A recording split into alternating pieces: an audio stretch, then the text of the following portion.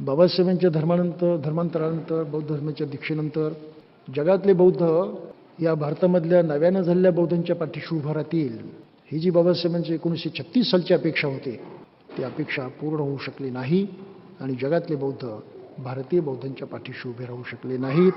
आजही त्यांच्यामध्ये हा किंतु आहे, हा संशय आहे की डॉक्टर आंबेडकरांचं धर्मांतर हे पॉलिटिकल आहे, त्याचा बुद्ध धर्माशी काही संबंध नाही. हे मी आपल्याला यासाठी सांगतो आहे की धम्मदीक्षा घेतल्यानंतर आज अर्धशतक उलटून गेलेलं आहे, तरीसुद्धा जगामधल्या बौद्धांचा झालेला गैरसमज घालवण्याचा आम्ही भारतीय बौद्धांनी प्रयत्न केलेला नाही. आय एम सॉरी टू से दिस. आणि त्या दृष्टीनं काही प्रयत्न होतात असं आपल्याला अजिबात दिसत नाही. असो, हा एक महत्त्वाचा गैरसमज लक्षात घेतला पाहिजे.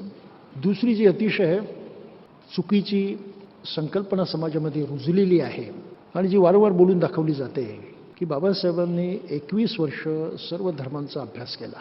35 साली त्यांनी धर्मांतराची घोषणा केली आणि मग कोणता धर्म घ्यायचा याचा विचार करण्यासाठी, चिंतन मनन करण्यासाठी त्यांनी पुढे अभ्यास केला म्हणे आणि 56 साली त्यांनी बुद्धाचा धर्म घेतला. हा मिथ्या दृष्टिकोन आहे, चुकीची संकल्पना आहे. बाबासाहेबांनी ऐनवेळी तौलनिक अभ्यास करून एखादा धर्म निवडायचा अशा निष्काळजीपणे हे काम केलेलं नाही. त्यांच्या बुद्ध धर्माच्या प्रेमाची बीजं ही 36 सालापासून सुरू झालेली नाही आणि त्या दिशेनंच जायचं हा त्यांचा निश्चयसुद्धा नंतरची गोष्ट नाही. बुद्धाचा धम्म स्वीकारायचा हे त्यांनी जाहीर केलं नाही.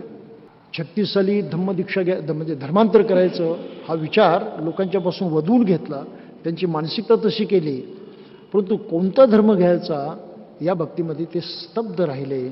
त्याला कारणं त्यांच्या मनाची अनिश्चिती होती. त्यांच्या मनानं त्यांनी निर्णय घेतला नव्हता हे कारण मुळीच नाही.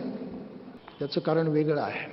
ते कारण असं होतं की बाबासाहेब एकीकडे माणसाच्या सर्वोच्च विकासाचा, उद्धाराचा विचार करत होते आणि त्याचबरोबर त्या माणसाची माणुसकी हिरावलेल्या, सर्व प्रकारे नाडलेल्या, पिडलेल्या अवस्थेमधून त्याला बाहेर काढण्याचा प्रयत्न करत होते. एक तत्त्वज्ञानी, एक तत्त्वचिंतक म्हणून एकीकडे त्यांचं कार्य चालू होतं, परंतु एक रणांगणामधला योद्धा म्हणून प्रत्यक्ष ते त्या अतिशय संघर्षमय स्थितीमध्ये सुद्धा कार्यरत होते. आणि संघर्षमय स्थिती जी होती ती आपल्याला माहीत आहे, राजकीय परिस्थिती या नावानं ओळखली जाते.